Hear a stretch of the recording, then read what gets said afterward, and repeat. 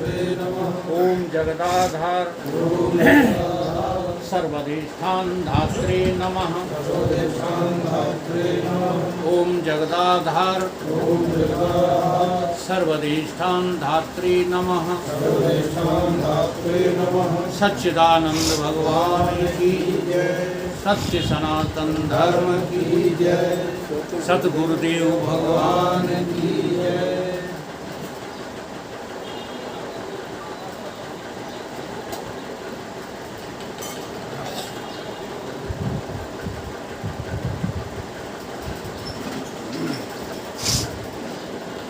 आज ज्ञान की श्रेष्ठता को लेकर, ज्ञान की महिमा को लेकर एक उपाख्यान जो है सुना। ज्ञान क्या है? हमारा जन्म और मृत्यु का चक्र चल रहा है। हम बार बार जन्मते हैं और बार बार मरते हैं। इस जन्म मृत्यु के पार जो अस्तित्व सिद्ध हो उसी को ज्ञान कहते हैं। और ये सबसे बड़ा जो है विकार है। जीव आत्मा के सबसे उत्तम विकार का नाम क्या है? जन्म और मृत्यु। जो जन्म मृत्यु से छूटना चाहते हैं वही ज्ञान की उपलब्धि करते हैं। और जिनको ऐसा लगता है कि नहीं ये मृत्यु तो सत्य है, तो वो छूटना ही नहीं चाहेंगे मृत्यु से। क्यों छूटना चाहेंगे? इसलिए ज्ञान की महिमा मंडित कब होती है? जब आप जन्म और मृत्यु से अपने को मुक्त पाते हैं, तभी इसकी महिमा मंडित होती है। अब हमको देखना ये है कि बाहर जितने भी पदार्थ हैं वो मुझसे चेतन हो रहे हैं, मुझसे जीवित हैं या अपने आप जीवित। जैसे उदाहरण के लिए धन को ही ले, कहते कलयुग में धन का बड़ा बोलबाला। धन जो है चलता है। आज के युग में धन क्या हो रहा है? चल रहा है। अच्छा, धन चल रहा है या तुम उसे चला रहे हो? बोलो। धन चलता है अपने आप। कहीं चलता देखा है तुमने धन? हम बहुत छोटे थे तो ये नसिया गेट पर एक बनिया रहता था। उस समय हमको जो है स्कूल जाने के लिए सिक्के मिलते थे, जो बीच में इंटरवल होता था, या उसको नेजर कहते थे, रेस्ट कहते थे, बीच में। तो उसमें कुछ खरीद के खा लेना, तो उसके लिए सिक्का चलते थे। आपको याद, आप बाबा को याद होंगे, हमारी उम्र के उनको सबको याद है। एक खुला हुआ पैसा चलता था तांबे का, है अद्धा था वो, छिद्दा था, आधाना बोला जाता है। नहीं, एक पैसा तो पाई को बोलते हैं। ध्यान करो, अधन्ना उसको क्या बोलते? आधा आना। एक होता था एक आना। जगदीश देखो कितने ज़्यादा यादगारी रखते हैं, फिर भी भूल रहे। और उसको आधाना बोलते थे। हमारी उम्र के लोगों के समय का है ये। फिर तत्काल बंद हो गए थे वो फूल वाले पैसा। तो वो आधाना जो पैसा था वो किसी ने लिया नहीं। जब हम रेस्ट में चीज़ें खरीदने गए तो रास्ता वहीं से पड़ता था, नसिया जेब होकर। तो हमने उसको, सेठ था एक, उसका नाम भूल गए, रखबदास की बगल में रहता था, बढ़िया बनिया था। मैंने कहा सेठ जी ये देखो मेरा पैसा चलता नहीं है। बोला बच्चे कौन कहता है, वो सबसे बड़ा मूर्ख है जो ये कहता है कि पैसा चलता नहीं है। पैसा हम चलाते हैं, अपने आप थोड़ी चलता। हाँ, आज जब अनुभूति करने लगे तब उस बनिया की बात मुझे याद आती है। देखे चलता है कि नहीं, चलेगा वो 100 बार दौड़ेगा। और तुरंत उसने वो लिया और उसके एवज में तो जो कुछ कंफर्ट वगैरह जो कुछ लिए होंगे दे दिया। क्या सिद्ध होता है, अब जो चीज़ तुम्हारे बिना नहीं चलती तुम उसके गुलाम बने घूम रहे। तो सबसे पहले तुम्हें नश्वरता कहाँ सिद्ध करनी है? बाहर के पदार्थों में, बाहर के संबंधों में, बाहर की चीज़ों में।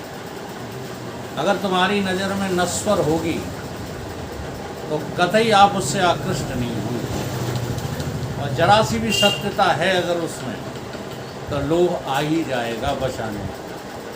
इसलिए कहा कौड़ी कारण लोभ बस करें विप्र। फिर अपने भीतर शरीर में उतरिए तो यहाँ भी तुमको सब मृत्यु को के ग्रास बनते नजर आएंगे। ये एक ऐसा मगरमच्छ है, कौन? मृत्यु, जो सबको लीलती जा रही है, लीलती, किसी को नहीं छोड़ रही। तुम्हारे देखते देखते तुमको लील गई कि नहीं, तुमको खा गई कि नहीं। अब इतने हम सजग नहीं रहे। इसलिए संत तुम्हें जो है बार बार संदेश देते हैं कि 2 बातों को भूलो। एक, अपनी मृत्यु को न भूलो। अब मृत्यु को ना भूलो तब ये नहीं कहा जाता कि हम तो अमर हैं। मृत्यु को ना भूलो इसका अर्थ क्या है कि जो चीज़ मर जाएगी वो तुम हो ना। और दूसरे श्री भगवान, और जो नहीं मरेगी उसी का नाम क्या है? भगवान है।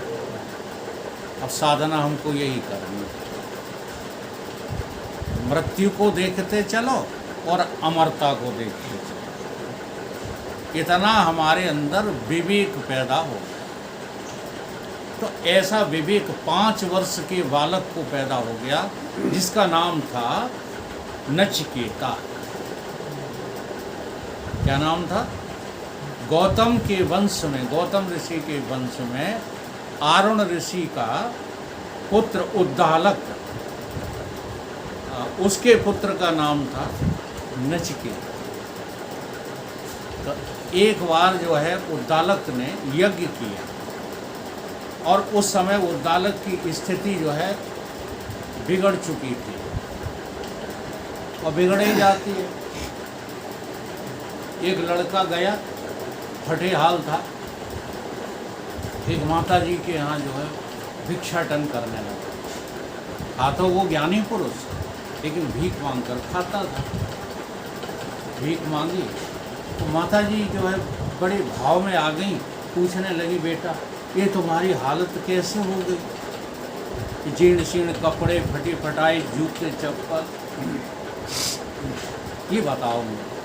उसने कहा माता जी भूख लगी है मुझे, पहले मेरी क्षुधा पूर्ति करो तब मैं आपकी बात का जवाब दूँ। तो माता जी ने बड़े प्यार से जो है दुलार से उसको भोजन कराया, अच्छी चीज़ें खिलाई और जब वो जो है खा पी कर के डकार ले तब माता जी बोले अब तो बेटा बता दो। बढ़िया कपड़ा भी दिए पहनने को। तो जानते हो क्या बोला? ऐसे ही दिए जाओ माता जी, ऐसे ही एक दिन मेरी जैसी हो जाए। बात समझिए, ये पराकाष्ठा है भगवान को पाने की। महाराज चाहे जितना बुरा मानो, दान भी तुम सोच के विचार के देते हो। दान सोच विचार के नहीं दिया जाता। दान में केवल पात्र देखो और अपनी क्षमता देखो। तुम दे सकते हो तो ही दान दो, घमंड करने के लिए दान मत दो, अभिमान दिखाने के लिए दान। तो उनके जो यज्ञ कर रहे थे पिताजी, उनसे भूल हो रही थी कि वो उन गऊओं को जो देते चले जा रहे थे दान में, जो किसी भी अर्थ की नहीं थी। उन गऊओं के नीचे दूध नहीं था, उनके शरीरों में जो है खून नहीं था, जो रिजेक्टेड थी, बिल्कुल किसी काम की नहीं थी। और ऐसे दान को देना भी पाप बताया गया है।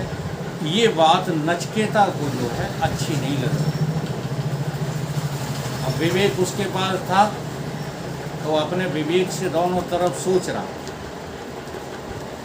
कि मैं छोटा हूँ उम्र में, अब अपने पिताजी को यदि रोकता हूँ तो वो भी थोड़ा मर्यादा का उल्लंघन है, और रोकता नहीं तो मेरे पिताजी पाप करते जा रहे हैं।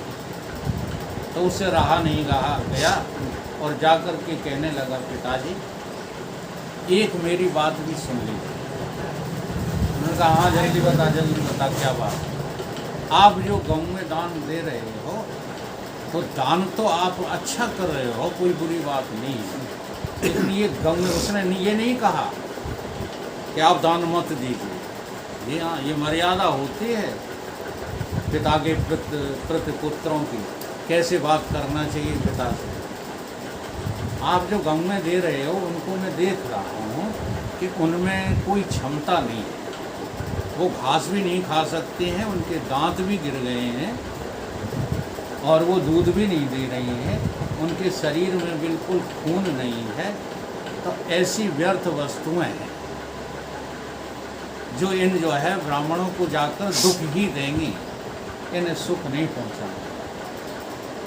एक बार तो अनसुनी कर दी उद्दालक ने, फिर उसने दोबारा कही, दोबारा भी ध्यान नहीं दिया। फिर तीसरी बार जब कहा तो उद्दालक ऋषि को अंतस से जो है, जिसे क्या बोलते हैं, स्वाभाविक क्रोध, वो आ गया। नहीं तो अपने बच्चों पे कोई क्रोध थोड़ा ही करता, स्वाभाविक क्रोध आ गया। अब वो क्यों आ गया? क्योंकि उसने ये प्रश्न तो बंद कर दिया, ये कहने लगा कि पिताजी आप मुझे किसे दान देंगे? मैं भी तो आपकी वस्तु हूँ, मुझे किसको दान दोगे? तो जब वो चिढ़ गए, क्रोध आ गया, तो बोले, तुझे मैं यमराज को दान, किसे दान देता हूँ? यमराज। बड़ा गहरा चिंतन है यहाँ। अर्थात किसको दे दिया? बालक को मृत्यु के हवाले कर। अब पिताजी कहते ही हैं, तो देखो बात वही है, लेकिन समझ बदल गई। ज़्यादा लड़के ने बाप को छेड़ा तो बाप ने कहा, जा मर जाके कर। तो वो गए और उन्होंने जो है रस्सी टांग करके आत्महत्या कर ली। बात तो वही है जो उद्दालक ऋषि ने कही है नचिकेता से, कोई दूसरी बात नहीं है। लेकिन नचिकेता विवेकी था, उसने कहा, पिताजी ये सामर्थ्य तो आपके भीतर है, मुझे धर्मराज के दरबार तक भेजना तो आपके सामर्थ्य की बात है, और अब पिता का वचन टलना नहीं चाहिए। ऐसे बालक हुए हैं, मृत्यु से भयभीत नहीं है, बल्कि जो है मृत्यु को जीतना चाहता है। इतना विवेक है किसके अंदर? नचिकेता के।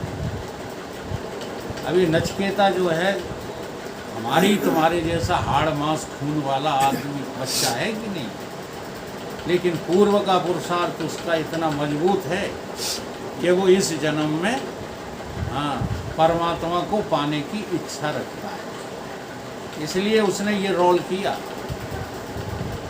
तो उनने अपनी सामर्थ्य से उस बच्चे को, अब कहा है तो पालन करना पड़ेगा धर्मराज के दरबार में, क्योंकि ऐसे धर्मात्मा ऋषि हुआ करते थे। ये नहीं कि कहे आज कुछ दिया और कल कुछ और जो है ठसक दिखा रहे हैं। आज वादा कुछ कर गए और कल जो है हम नहीं आए रहे।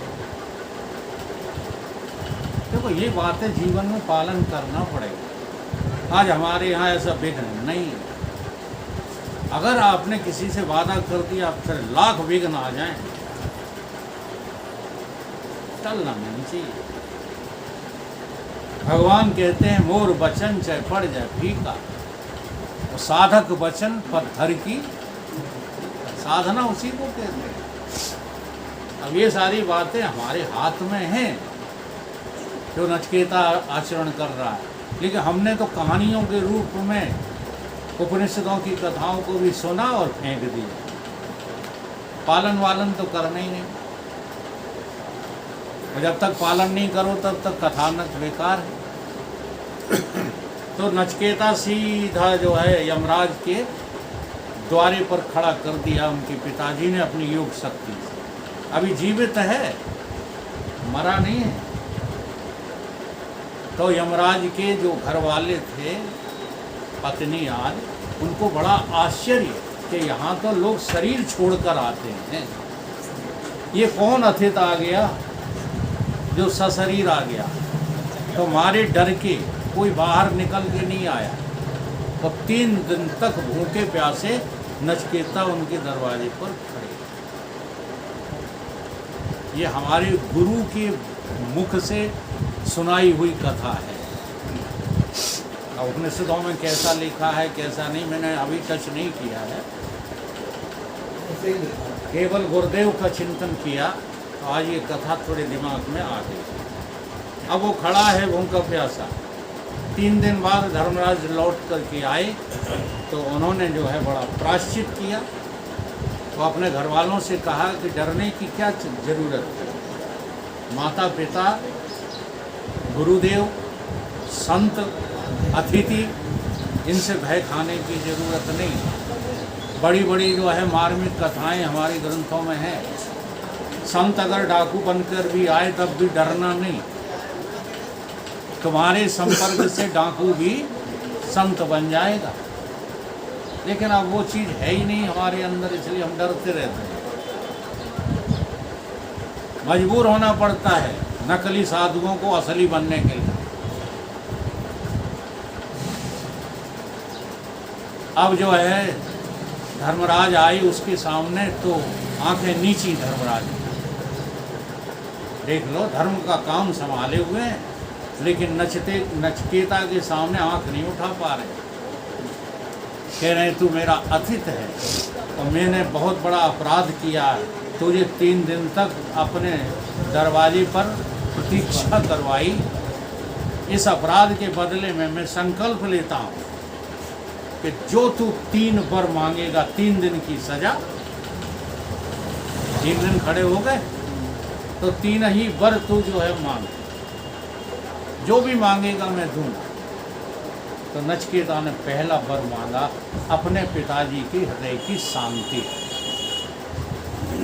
बोलो है कोई ऐसा बेमतलब आदमी? अपने मतलब की बात पहले कहने लगोगे। उसने अपने मतलब की नहीं कही, पहले पिता की शांति मांगी कि जब हम वापस जाएं आपकी आज्ञा से मैं अपने घर जाऊंगा। तब वो हमारे पिताजी शांत हुए मिले और मुझे अपना पुत्र समझ करके शांति से मेरे साथ व्यवहार करें। उनको कभी जो है क्रोध काम लोभ उनका हृदय विदीर्ण न करे, ये वरदान दीजिए। धर्मराज ने देर नहीं की, मस्त दूसरा वरदान बोलो, तुझे हक है 3 वरदान मांगो। तो दूसरे वरदान में अग्नि विद्या मांगी। और ये अग्नि विद्या का चैप्टर बहुत बड़ा है, इसलिए मैं उठाऊंगा नहीं। समझ रहे? अग्नि विद्या माने होता है त्याग। भगवान ने गीता में कहा कि जैसे ईंधन को अग्नि जलाकर राख कर देती है, ईंधन को कौन राख कर देता है? अग्नि। कैसे ही तुम अपने सारे कर्मों को ज्ञान की अग्नि से, अग्नि विद्या से जलाकर राख कर। सर्व कर्म भस्मासात कुरुते अर्जुना, लिखा है। अब हम गीता जो ढंग से पढ़ते ही नहीं। अभी वो ज्ञान की बात नहीं कह रहे, अभी तीसरा वरदान है हाँ ज्ञान का। तो ये दोनों वरदान एवं मस्त करके अब कोई तीसरा वरदान मांगो, तो ज्यों ही तीसरा वरदान मांगा है, हमें ये बता दो कि जन्म और मृत्यु से हम मुक्त कैसे, मुझे कभी मरना न पड़े, या जो जीव जो है जगत में शरीर छोड़ने के बाद इनकी जो दुर्दशा होती है वो हमारी न हो, वो कौन सी विद्या है? वो ब्रह्म विद्या मुझे चाहिए आपके द्वारा, आप हमारे सद्गुरु बन जाओ। अब यमराज ने जो है, इतनी श्रेष्ठता थी इस विद्या की, आज ये जो है सड़कों पर फिक रही है, इसीलिए तो आप लोगों को आस्था नहीं है, बुरा मान जाते हो। ब्रह्म विद्या से अभी आस्था नहीं है किसी को, इसका नाम आस्था नहीं है। हाँ, कि ये भी चाहिए, ये भी कर लें, वो भी कर लें, वो भी कर लें, और ब्रह्म विद्या भी मिल जाए, असंभव। ब्रह्म विद्या पाने के लिए तुम्हें भीतर से सबका त्याग करना है, तब ब्रह्म विद्या पाने के तुम अधिकारी हो पाओगे। और रोज वेदांत में रटते हो कि नहीं? मल विक्षेप जाके नहीं, किंतु एक अज्ञान भय चौ साधन सहित नर। कौन से चारों साधन? विवेक, वैराग्य, खड संपत्ति, मुमुक्षा। इन चारों साधन सहित हो। विवेक पे ही गाड़ी अटकी है। भीम ने कहा हम गदा पहले आखिरी दरवाजा तोड़ देंगे, वे भीम कहाँ अटक गए? पहले ही दरवाजा। ऐसे ही भीम हैं हम लोग, विवेक का ही दरवाजा नहीं जो है खोल पा रहे। नासी तुम्हें अविनाशी लग रहा है, रुपया अविनाशी लग रहा है, संबंध अविनाशी लग रहे हैं, वैभव ऐश्वर्य अविनाशी लग रहा है, नहीं लग रहा। लोग मेरा नाम लें, अविनाशी लग रहा है। ये सब नाशी लगना चाहिए। आज जब ब्रह्म विद्या का उपदेश मांगा तो मना करने लगे। अभी तो कह रहे थे मेरा दृढ़ संकल्प है, अब गुरुजी मना करने लगे। क्या कहने लगे? कहने लगे तू साम्राज्य मांग ले, तू घोड़ा हाथी मांग ले, सोना चांदी मांग ले, बड़ी से बड़ी चीज मांग ले, तू भोग भोगने वाली नवीन नवीन कन्याएं मांग ले, जो चाहो सो मांग ले, मेरे पास किसी चीज की कमी नहीं, मैं धर्मराज हूँ, मैंने अपने धर्म से सब कुछ अपने पास संग्रह कर लिया है, जो मांगेगा मैं दूंगा, लेकिन ब्रह्म का जो है बोध मत मांग। बेटा इसको जो है समझाना, हाँ, जितना कठिन है समझना उससे भी ज़्यादा कठिन है, इसलिए तू ब्रह्मबोध मत मान। लेकिन ये धर्मराज केवल परीक्षा की जो है यथार्थ ऐसा कह रहे थे। बहुत धर्मराज ने लालच दिए, परंतु नचिकेता ने कोई लालच स्वीकार नहीं किया और कहा कि मैं तो यहाँ से तभी जाऊँगा जब मुझे आप ब्रह्मबोध करा दोगे, मुझे बता दोगे कि जन्म मृत्यु से पार कैसे जाता है। और जिस विद्या को फिर वहाँ बताया, उसी विद्या का नाम है कठोपनिषद। धर्मराज ने जो विद्या दी है नचिकेता को, उसी विद्या का एक उपनिषद बना दिया हमारे ऋषियों ने, उसका नाम है कठोपनिषद। इसलिए कठोपनिषद में वही सब उपदेश हैं जो गुरुदेव सदगुरुदेव भगवान ने अपने सद शिष्य नचिकेता को प्रदान किए हैं। इसलिए उसका स्वाध्याय आप लोगों को करना चाहिए। उसमें बस इतना ही जो है हर श्लोक में यही सिखाया गया है। ये तीन जो है पाद हैं, ये तीन पाद माया के हैं, नश्वर हैं। इन्हें अपने जीवन में तुम जब नश्वर कर लोगे तो चौथे पाद को तुम्हें जानने की जरूरत नहीं पड़ेगी। वो चौथा पाद तो तुम अपना आप ही हो। और इस विद्या को पा करके नचिकेता प्रसन्न होकर के और अपने घर को जाता है और बहुत बड़ा ब्रह्मज्ञानी संत आगे चल करके हुआ है। श्रुतियों ने, शास्त्रों ने ऐसे नचिकेता ऋषि की गुणगान गाने में कोई कमी नहीं।